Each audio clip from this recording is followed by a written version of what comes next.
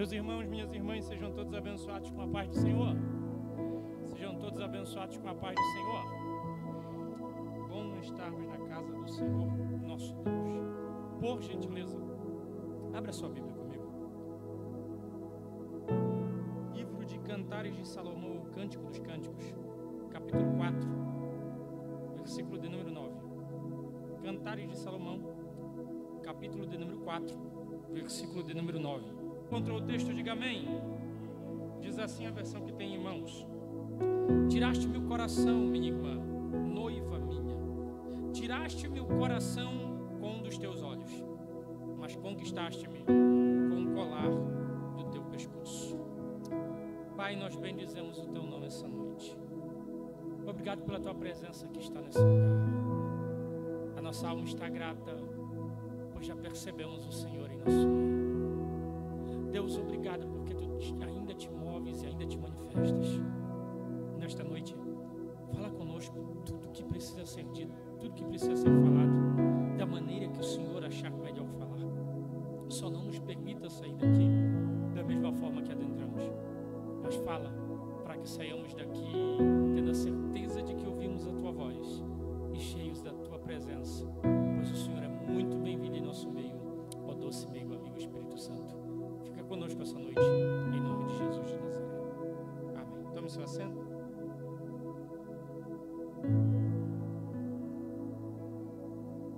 Dê meus minutinhos da sua atenção, um pouquinho da sua paciência. Eu sei que o texto que lemos, ele não é um texto tão usual. Talvez por conta da sua difícil compreensão. Há uns meses atrás eu já ministrei aqui sobre o capítulo 5.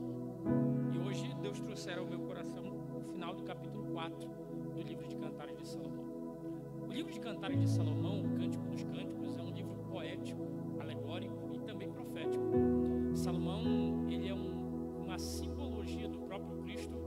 O sulamita é uma simbologia de nós, da noiva do Cordeiro. O sulamita é o tipo de mulher que chama a atenção do grande rei Salomão, do sábio e grande rei Salomão. Se existe uma verdade neste texto, a verdade é que nem tudo é aquilo que parece, e que nem tudo aquilo que te chama a atenção do teu Deus, chama a atenção do nosso Deus. Então permita-me começar. Davi partiu para a eternidade. Israel estava sem um rei numa ótica humana. Todavia, no findar da vida, Davi preparou Salomão para assumir o trono em seu lugar. Salomão ascende o trono e qualquer outro rei que se preze faria uma festa, pois ele está diante de uma nação de mais de 8 milhões de pessoas naquele momento. Salomão tem uma atitude interessante de ser citada. Ele não faz festa, ele não faz um convite para inúmeras pessoas. Pelo contrário, ele pede para ficar sozinho. Quando todos saem do palácio, ele desce as escadarias, pega seu cavalo, vai até os rebanhos reais e diz: viu, eu preciso que você prepare para mim 100 animais. Pega aí 10 ovelhas, pega aí 100 ovelhas, 100 bois, pega aí 100 camelos, 100 disso, 100 daquilo, até completar 1000. E se o responsável perguntasse: para que o senhor quer? E a resposta seria uma só: eu vou oferecer uma oferta de sacrifício e gratidão ao Senhor nosso Deus. O sacrifício é preparado, ele então leva para a tenda da congregação, posto que ainda não havia o templo ainda não havia sido construído. Ele chama o sumo sacerdote e diz: sumo sacerdote, Deus colocou no meu coração, ou melhor, meu coração está desejoso de adorar ao Senhor nosso Deus, e eu quero adorá-lo como oferta de sacrifício. Eu imagino o sacerdote dizendo: pois não, pode trazer, eu ofereço agora. Eu imagino Salomão dizendo: não, o senhor vai ter que abrir caminho, porque não é uma ofertazinha, não é uma oferta qualquer, é uma oferta diferente. O que você vai sacrificar? 1000 animais. Imagina o sumo sacerdote olhando para Salomão, tomando susto, que ninguém na história da Bíblia nunca havia feito isso, mas Salomão está convicto, ele vai fazer para Deus aquilo que ninguém nunca havia feito. O sumo sacerdote separa então, são 10 sacrifícios de 100 animais. Imagina, ele queima os primeiros 100 animais e o cheiro vai subindo como incenso suave às narinas do Senhor. Será que você consegue imaginar Deus aspirando o cheiro desses primeiros 100 sacrifícios? E Deus ainda nem terminou de aspirar os primeiros 100, já vem subindo o segundo sacrifício de mais 100, o terceiro de mais 100, o quarto, o quinto, o sexto, o sétimo, o oitavo, o nono, o 10º sacrifício. São 1000 fato, isso chama a atenção de Deus. Eu fico imaginando o coração de Deus saltitante, meio que fora do compasso, e Deus pensando, esse camarada tem algo diferente. E se os anjos dos céus perguntassem, por que o Senhor está dando tanta atenção para ele? Eu imagino que a resposta de Deus seria, é que ele está fazendo por mim aquilo que ninguém nunca havia feito. O texto bíblico então diz que Salomão vai para o palácio e ele vai deitar-se. E naquela mesma noite, é o que diz o texto do livro de Crônicas, Deus vem em sonho a Salomão, e eu imagino Deus apaixonado, com um olhar apaixonado, se é que você me permite fazer uso dessa expressão, olhando para Salomão e dizendo, pede o que tu quiseres e eu vou te dar. Se Salomão perguntasse, por que o Senhor está fazendo isso por mim? A resposta de Deus provavelmente seria, porque você fez por mim aquilo que nunca ninguém fez. E todas as vezes, alguém começou a entender, e todas as vezes que alguém faz para Deus aquilo que ninguém aqui na terra fez, Deus reage do céu, descendo a terra e fazendo por esse alguém aquilo que não fez por ninguém. Você nunca mais vai ver na Bíblia Deus se revelar a alguém e dizer, pede o que tu quiseres que eu te darei. Isso Deus só faz para Salomão. Salomão poderia ter dito, me dá fama, me dá ouro, me dá glória, me dá riqueza, me dá tudo, mas eu gosto de brincar que ele pegou Deus pelo pé, pastor Valdemar, disse assim, me dá sabedoria. Por quê? Porque quando ele pede sabedoria, evangelista Nivaldo, ele está englobando todo o pacote. Porque se Deus dá sabedoria, ele sabe administrar o que tem. Se ele sabe administrar, ele vai multiplicar. Se Deus dá sabedoria, ele sabe governar. Se sabe governar, vai fazer o povo prosperar, vai trazer paz. Deus agora então concede o desejo de Salomão. Salomão ascende ao trono e ele vai ser o segundo maior rei da história de Israel, posto que o primeiro é Davi. Agora, enquanto ele ascende ao trono, ele vai casar-se, vai formar algumas alianças bélicas, políticas, vai formar algumas alianças financeiras, até que um dia ele toma uma atitude. O que, pastor? Um dia ele decide descer até os vinhedos do rei.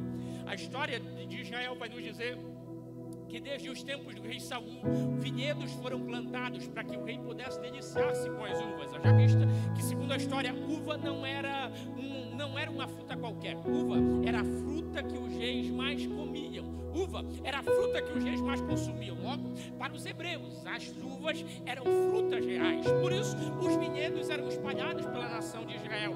Haja vista que uva tem um tempo determinado para brotar. A história então vai dizer que ele decide, ele propõe no seu coração descer até o vinhedo. Aqui tem uma questão interessante, sabe qual? É que Davi desceu aos vinhedos reais uma única vez, Saul desceu 2 vezes. Então não era algo tão típico de descer. Em 40 anos de reinado, Saul desceu uma vez, Saul desceu 2 vezes, Davi desceu apenas uma vez. Agora Salomão propôs no seu coração descer até os vinhedos, mas ele não vai descer como rei. A história conta que ele não pega um alazão, ele pega um pangarézinho, um cavalo qualquer. Ele pega um cavalo que não tem raça, um cavalo que era desprezado. Ele tira a roupa de rei, põe a roupa de um plebeu, de um camponês, monta no seu cavalo e vai descer até os vinhedos reais. Lá nos vinhedos tem alguém interessante, alguém a quem a Bíblia chama de Sulamita. E Sulamita não é nome próprio. Sulamita faz referência ao local onde ela nasceu, Sulém, que fica próximo de Sunem. Eu já falei isso para os irmãos. Sulamita está trabalhando nos vinhedos reais, colhendo uvas, e o texto bíblico vai dizer que ela é morena, mas não de natureza. A história vai dizer que ela é morena porque tem a pele queimada de tanto que trabalhou no sol. Ela era a irmã, provavelmente a irmã caçula de pelo menos 4 irmãos, e os 4 irmãos colocaram ela para trabalhar no parreiral, nos vinhedos reais. Ela está colhendo uva, eu já falei isso outra vez, não custa repetir, só que ela vai colher uva de uma forma diferente. Qualquer ser humano que vai colher uvas, principalmente as uvas escuras, as uvas que produzem vinho tinto, ele não vai colher com roupa branca, porque ele sabe que vai manchar. Só que a história vai dizer que Sulamita vai colher uvas com um vestido branco, semelhante ao vestido de uma noiva. Isso chama atenção por natureza, porque para trabalhar vestida de branco no parreiral, no vinhedo, como você queira chamar, você tem que ter um cuidado extraordinário para não manchar sua roupa, para não manchar sua veste. Quem olhava para ela dizia, você é louca, isso aí vai sujar. Mas ao findar do dia, ao findar de cada dia de trabalho, a roupa dela permanecia alva como a neve. Não entendi, pastor. Ela até trabalhava no vinhedo, via todo mundo se manchar com as uvas esmagadas, mas a roupa permanecia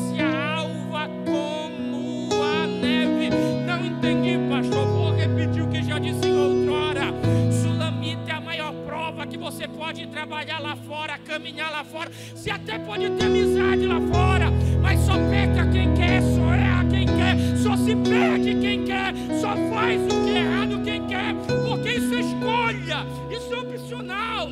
Você decide se vai fazer o certo ou se vai fazer errado. Ela decide não se contaminar. E como decide não se contaminar, isso chama atenção. Olha aqui para mim, sabe por que o mundo nos odeia tanto? Sabe por que o mundo persegue tanto a igreja? É que para o mundo é normal se encharcar no lamaçal do pecado. Para o mundo é normal fazer aquilo que desagrada a Deus. Só que quando chega aqui na porta, que eles olham para a igreja, eles ainda veem alguém com as roupas alvas como a neve, gritando Maranata. É por isso que a igreja é perseguida.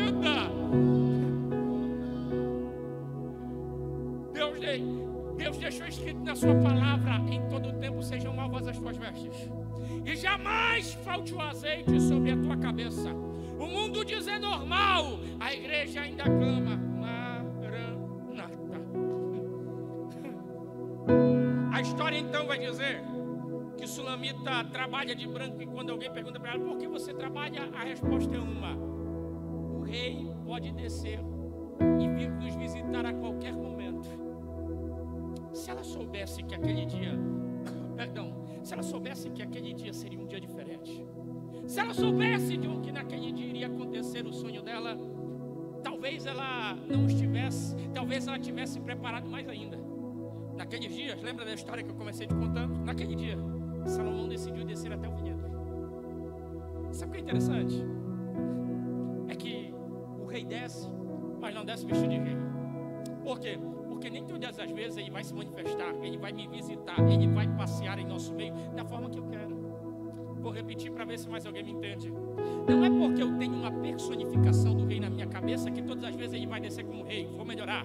Não é porque eu sei que está escrito na coxa dele, rei dos reis e senhor dos senhores, que da sua boca sai uma espada desembanhada que corta até a divisão das almas, das juntas e medulas até a divisão da alma. Não é porque os olhos dele são como chama de fogo, os pés polidos como latão reluzente, que ele vai descer assim todo o tempo. Tem hora que ele até desce como rei, mas tem hora que ele desce em uma brisa que só quem está à espera dele consegue reconhecer a presença dele no meio.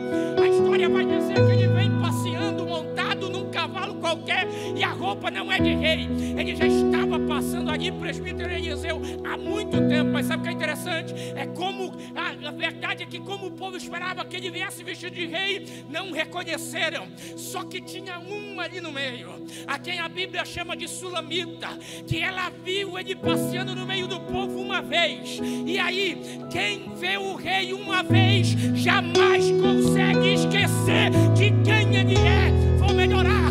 Quem em um momento da vida teve um encontro com ele não consegue esquecer de quem ele é de verdade. Aleluia. Eu estou arrepiado sentindo Jesus.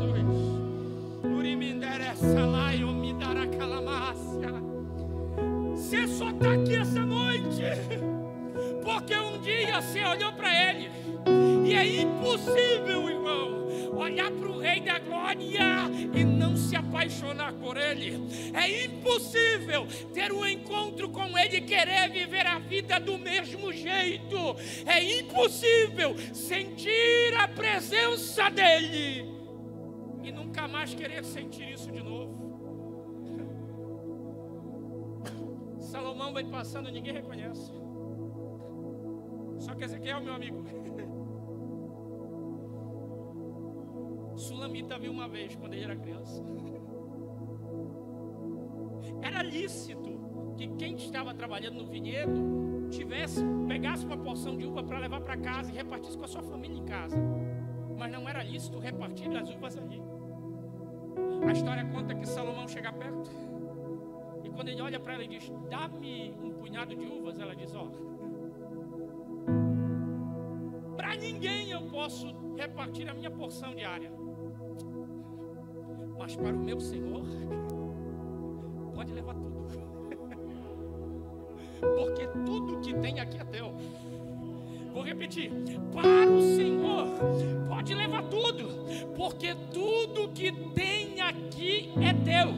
Não entendi pastor? Salomão passou, ninguém reconheceu, mas opa, tinha alguém que esperava a visita do rei, tinha alguém que esperava a presença do rei, tinha alguém que era desejosa por estar na presença do rei. Parece que tem alguém aqui essa noite que é amigo de Sulamites, também estava desejoso em estar na presença do rei.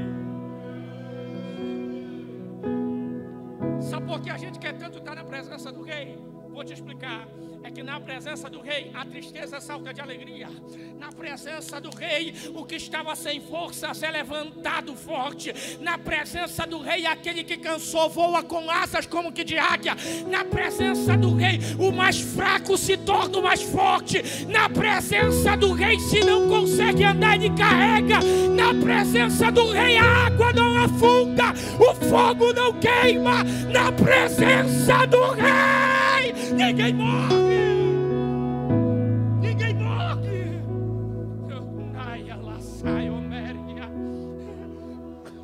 Eu estou sentindo a presença do rei. Maracalamai.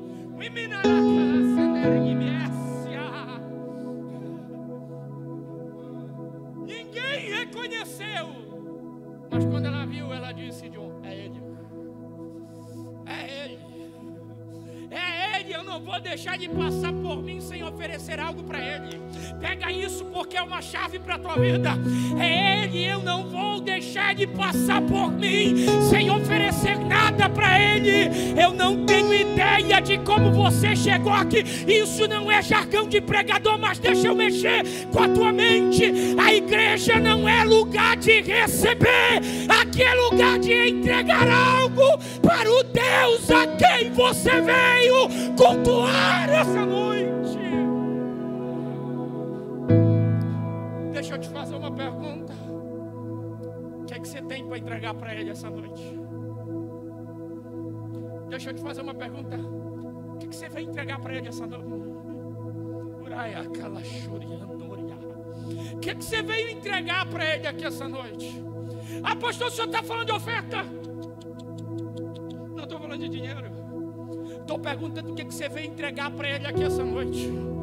Porque no geral a gente entra aqui para pedir, quando deveria entrar aqui para entregar o melhor louvor, o melhor glória, o melhor aleluia, a melhor adoração, a minha vida, a minha história, meu coração, a minha alma. O que você veio entregar para ele? Não tenho ideia, mas eu estou te dando 5 segundos apenas para levantar as duas mãos, fechar os olhos, abrir a boca e entregar a ele algo essa noite. Vai, aproveita essa noite e entregue pelo menos uma palavra de adoração.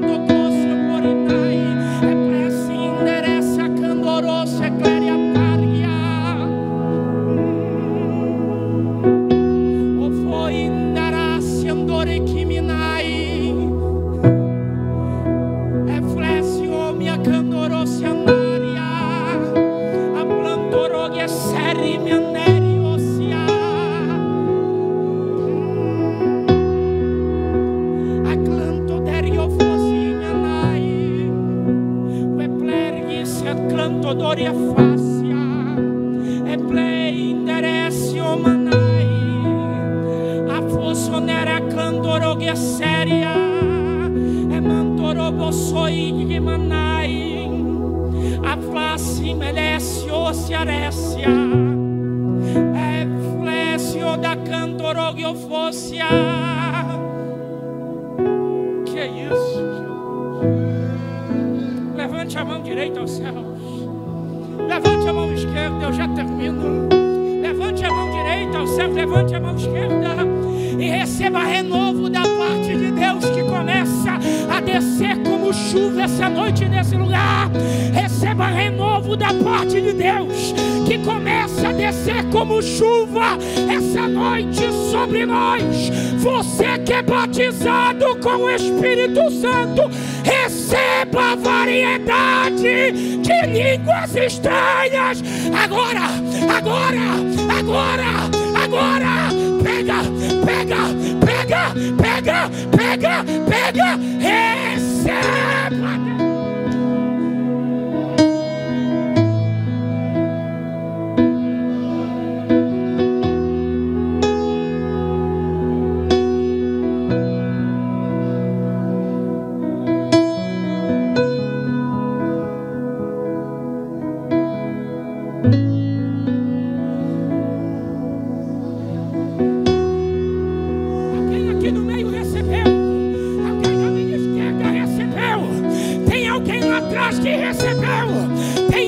Ali no meio que recebeu, receba desta graça.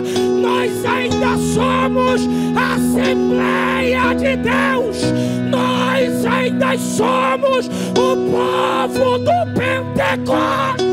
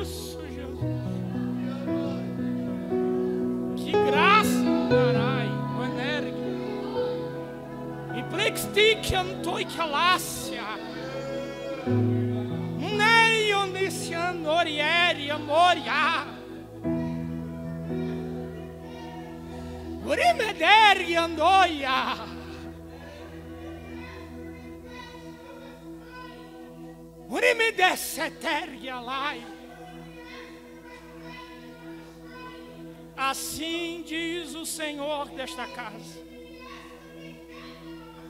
eis que marquei esta noite para descer e me manifestar, porque eu conheço a necessidade da minha obra, e só conheço porque eu sou o dono dela. Os homens pensam que podem fazer do seu jeito, mas eu ainda sou o Senhor. E ai daquele que se levantar contra a minha obra e o meu agir, porque grande será o preço daquele que se levantar. Porque diferente dos que alguns pensam, eu só estou alinhando as coisas desta casa. Acham que podem mandar no meu anjo, mas quem manda no anjo desta casa sou eu. Eles têm pensado que eu não tenho visto e ouvido os encontros que têm feito na surdina. Mas eis que eu digo a todos vocês essa noite: ai daqueles que se levantarem contra os meus servos, porque diferente do que vocês pensam, quem trouxe cada um deles para cá foi eu. E ai daquele que se levantar contra um deles, grande será o preço que pagará, porque eu tenho cuidado de cada um deles. Eu sou o Deus que cuida do Anivaldo, eu sou o Deus que cuida do Elias, eu sou o Deus que cuida do Valdemar. E ao contrário do que muita gente tem dito, ele tem um grande valor diante de mim. Foi eu que tirei ele do campo, Foi eu que coloquei ele na posição que está. Quem deu a graça para ele foi eu. Muitos de vocês têm menosprezado o meu servo. E grande será o preço que pagarão aqueles que se levantarem contra ele. Foi eu que trouxe o John para cá. Foi eu que trouxe o Jeremias. Eu montei essa equipe para abençoar vocês. E só sai daqui quando eu der ordem. Porque estão debaixo da minha proteção. E eu tenho cuidado de cada um deles. Eu estou falando para vocês 4 esta noite. Vocês estão debaixo dos meus cuidados. E eu sustentarei a vós, enquanto vós estiveres na minha presença. Mas já adianto para vocês, o tempo de aprender do lado do meu filho não será tão longo. Porque muitas vezes desprezaram a cada um de vocês. Duvidaram da capacidade de vocês. O que eles não entenderam é que quem escolheu foi eu. E eu sou o Deus que capacita cada um daqueles que eu escolho. Coloquei vocês do lado do meu ungido para aprender com ele. Mas eu tenho um povo para cada um de vocês, diz o Senhor. Não se preocupem, porque assim como cuidei até hoje, vou continuar cuidando, diz o Senhor.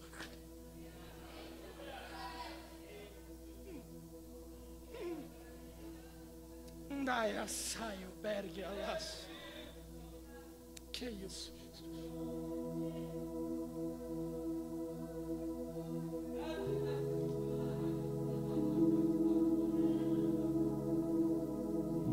Eu estou de olhos abertos.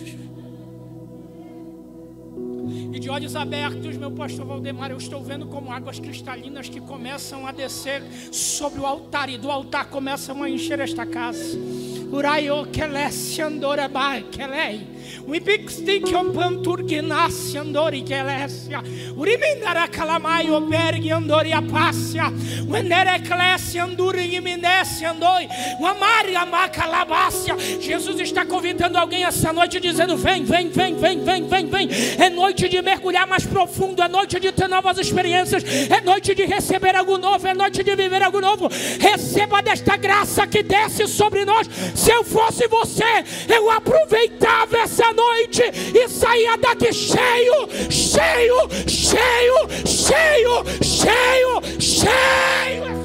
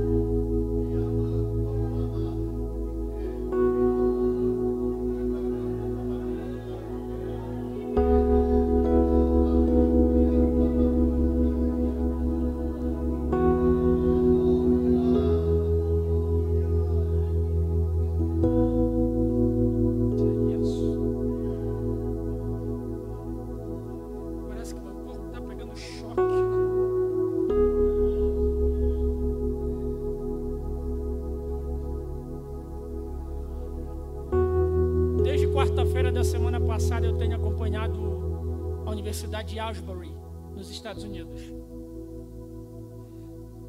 A minha esposa está ali, ela sabe, ela ouve minha oração.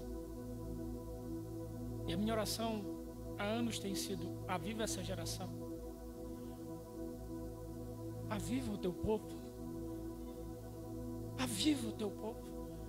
Eu não sei se tem acompanhado as redes sociais, mas quarta-feira passada começou um culto na Universidade de Asbury. Eu vou encerrar agora, não vou conseguir encerrar essa mensagem. Mas eu vou encerrar aqui, eu vou chegar em casa e eu vou continuar assistindo o culto. Qual culto? Lá começou quarta, até hoje não parou. Como assim, pastor? Mais de 5.000 pessoas já passaram por lá em uma semana. E sabe o que é interessante? Com muito respeito eu vou te dizer isso. A gente levanta a mão, clama e diz: Senhor, aviva a tua obra. Mas se o culto passar 5 minutos, você levanta e vai para casa. Eu imagino Jesus olhando para nós dizendo: hipócritas, vocês têm pressa de sair da minha presença, mas vocês não abrem mão de serem abençoados.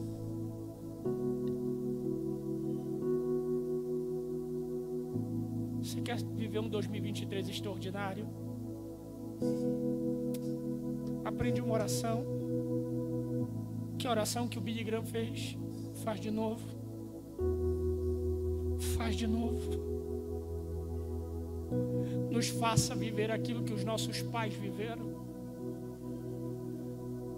Faz quanto tempo que você não vê um milagre aqui dentro?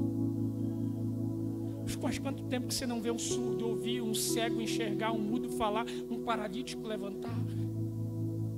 Faz quanto tempo que você não vê isso acontecer na sua igreja? Pastor, isso é culpa do pastor. Não é culpa de ninguém que está do teu lado. A culpa é nossa. Eu não vou encerrar essa mensagem porque meu horário não permite. Eu quero respeitar o horário. Mas deixa eu te dizer 2 coisas antes de encerrar. O que chamou a atenção de Salomão foi o colar que Sulamita tinha no pescoço. Foi o texto que a gente leu, né? Você sabe por quê? Era um colar de pérolas. Não entendi, pastor. Era um colar de pérolas. Pastor, por que isso chamou a atenção? É porque Salomão era extremamente sábio, o homem mais sábio depois de Jesus. O que ele entendeu? É que pérola é o produto da dor de uma ostra. Se você não sabe como a pérola é produzida, eu faço um resumo. A ostra tem que abrir e fechar para se alimentar. Em uma dessas vezes que ela abre e fecha, pastor Elias, entra um pequeno grão de areia. Aquilo começa a arranhar, Tiago. Aquilo começa a incomodar. Aquilo começa a causar uma dor tão intensa que se a ostra tivesse olhos, ela choraria. Mas como ela não tem olhos, ela em meio à dor vai produzir uma substância chamada nácar. Nácar é a substância que a ostra produz para cobrir aquele grão de areia, pastor Valdemar. Só que uma camada de nácar não cobre, ainda causa incômodo. Ela produz a segunda, a terceira, a quarta, a quinta, a 10ª, evangelista Anivaldo. E a dor não para. Sabe por quê? Porque 10 camadas não são suficientes para fazer com que aquele grão de areia deixe de incomodar. Não entendi, pastor. Quanto mais dor a ostra sofre, mais na cara ela produz. Vou melhorar para a gente encerrar. Quanto mais dor ela sofre, mais na cara ela produz. E aí, pastor, depois de pelo menos 100 camadas de nácar, ela formou uma pequenina ostra, uma pequena pérola dentro dela. Não entendi. A dor que ela sofreu por conta daquele grão de areia gerou uma pedra preciosa. A dor que ela sofreu por conta daquele incômodo gerou uma pedra preciosa. Levante a mão e aqui eu encerro. Essa dor tem um propósito. Esse sofrimento tem um intuito. Ele está gerando algo precioso da parte de Deus para a tua vida. Ele está gerando algo precioso da parte de Deus. Não entendi, pastor. Não é hora de parar. Não é hora de desanimar. Aguenta, suporta o processo, porque só tem pérola quem suporta o processo. Só tem pérola quem suporta o processo.